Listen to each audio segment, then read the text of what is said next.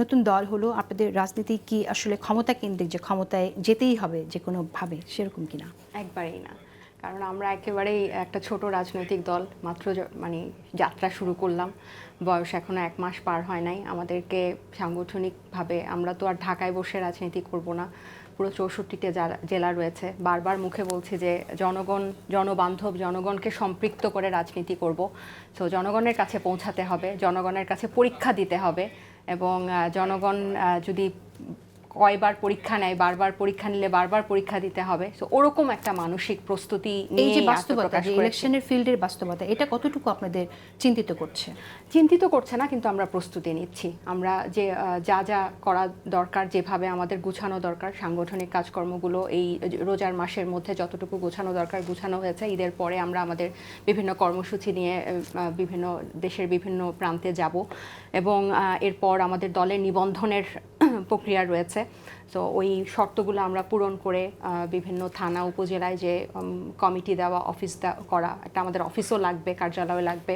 তো এইসব কাজগুলো আস্তে আস্তে আগাতে থাকবো। এরপর হচ্ছে সংস্কার কমিশনের সাথে আমাদের যে 300 আসনে প্রার্থী, আমরা তো আশা করি, আমরা এরকম আশা করি, আমরা প্রার্থীরা যে নির্বাচন করবে তাদের অর্থের উৎসটা কিভাবে হবে? এটা যেভাবে বিধানমালা আছে, নীতিমালা আছে, আমরা স্পষ্ট আকারে ওটাই ফলো করব, ওভাবেই আমরা মেন্টালি প্রিপেয়ার। কারণ হচ্ছে এটার বিরুদ্ধেই এই অর্থনৈতিক কথা বলছে নির্বাচন কমিশনের যে বিধান আছে সেটাতে যে অর্থের কথা বলা হচ্ছে, অনেকে বলেন যেটা আসলে সম্ভব না। সেই আলোচনায় আজকে না যাই, যতটুকু তারপরও ওখানে উল্লেখ করা আছে, এমন যদি হয় যে আপনাদের প্রার্থী সেই অর্থটুকু নাই, একজন যোগ্য প্রার্থী কিন্তু সেই অর্থটুকু নেই, তার জন্য কি ব্যবস্থা থাকবে? আমরা সব সময় যে যতটুকু মানে অর্থ দিয়ে যে একদম পুরো ভোটটাকে যে একদম অর্থকেন্দ্রিক করে ফেলছি বা আলোচনা করছি, এটাও না। আরও অনেকগুলো ফ্যাক্টরও আছে। আপনি যদি একজন মানুষকে সেই যে নির্দিষ্ট আসন থেকে দাঁড়াবে, বা তাকে যে কথাটা আমরা বলবো, বা যেই আলোচনার মাধ্যমে তাকে আমরা কনভিন্স করব সে কেন আমাদেরকে ভোট দিবে, এই কথাগুলো যদি অনেক বাস্তবসম্মত হয় এবং সম্ভব বলে আমরা করতে পারি। অনেক কঠিন, কিন্তু আমরা এই কঠিন কাজটা করার সংকল্প নিয়েই তো এই পথে নেমেছি। এটা যদি করতে পারি, এবং আর একটা মিনিমাম যে একটা দল হিসেবে, একটা জাতীয় পর্যায়ের রাজনৈতিক দল হিসেবে যে একটা ফান্ডিং নিয়ে, সেটা স্বচ্ছতার মাধ্যমেই ফান্ডিং নিয়ে যে আমরা নির্বাচনে নামবো না, সেরকম তো ব্যাপারটা একেবারেই না।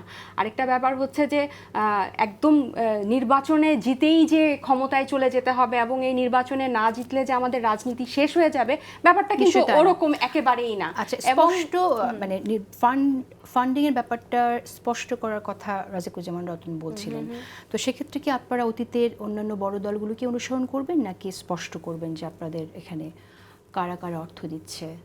স্পষ্ট করব, এবং আমাদের এরকম একটা আইটি সেক্টর, আমরা একটা টিম কাজ করছে এটা নিয়ে, যে আমরা একটা ওয়েবসাইট দিব, যেভাবে বিদেশের বিভিন্ন রাজনৈতিক দলের ফান্ডের যেরকম ওয়েবসাইটে দেখা যায়।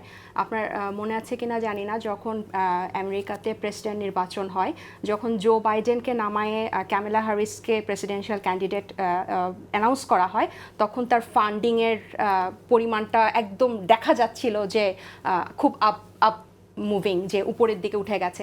সো আমরা এই বিষয়গুলো আলোচনা করেছি যে এরকম যদি আমাদের দেশে যে এরকম একটা ওয়েবসাইটের মাধ্যমে আমরা যদি দেখাতে পারি যে টাকাটা কিভাবে ঢুকছে এবং কিভাবে বের হচ্ছে, সো এইটা যদি আমরা, এই কালচারটা যদি আমরা এস্টাবলিশ করতে পারি, বলতে পারেন যে এগুলাও আমাদের এই নতুন রাজনৈতিক বন্দোবস্তের যে আমরা স্বপ্ন দেখি ছোট ছোট এই আমাদের অফিসে বসে, এটা অন্যতম একটা, যে এই ফান্ডিংয়ের ব্যাপারটা বাংলাদেশের মানুষের কাছে একদম ক্লিয়ার করা। কিন্তু সেটার জন্য যথেষ্ট সময় লাগবে, এবং কিন্তু এই জিনিসগুলো প্রক্রিয়াধীন, এবং একটা আইটি টিমের সাথে কিন্তু এগুলো নিয়ে আমরা কথা বলছি। কিন্তু আপনাদের দলের বিরুদ্ধে ইতিমধ্যে যে আলোচনাগুলো হচ্ছে, যেমন ধরেন নিয়োগ বাণিজ্যের বিষয় এসেছে, যে আপনাদের দলের অনেকেই নিয়োগ বাণিজ্যের সাথে জড়িত হয়ে গেছে, সেগুলো আপনারা বন্ধে কি উদ্যোগ নেবেন? আপনারা কি আইডেন্টিফাই করছেন কারা আসলে এটা এই নিয়োগ বাণিজ্যের সাথে জড়িত আছে, এবং তাদের বিরুদ্ধে কোনো ব্যবস্থা নেওয়া, এগুলো করছেন? নিয়োগ বাণিজ্য বলতে ওয়াসার যে নিয়োগ বাণিজ্যর যে প্রশাসকের ক্ষেত্রে, যে যদি স্পেসিফিক কোনো এটার প্রমাণ থাকে, যেমন ওয়াসাটার ক্ষেত্রে কিন্তু এটা আউটসোর্সিং এর নিয়োগ ছিল, এটার জন্য নিয়োগ এবং পরীক্ষা কোনো কিছুই লাগে না।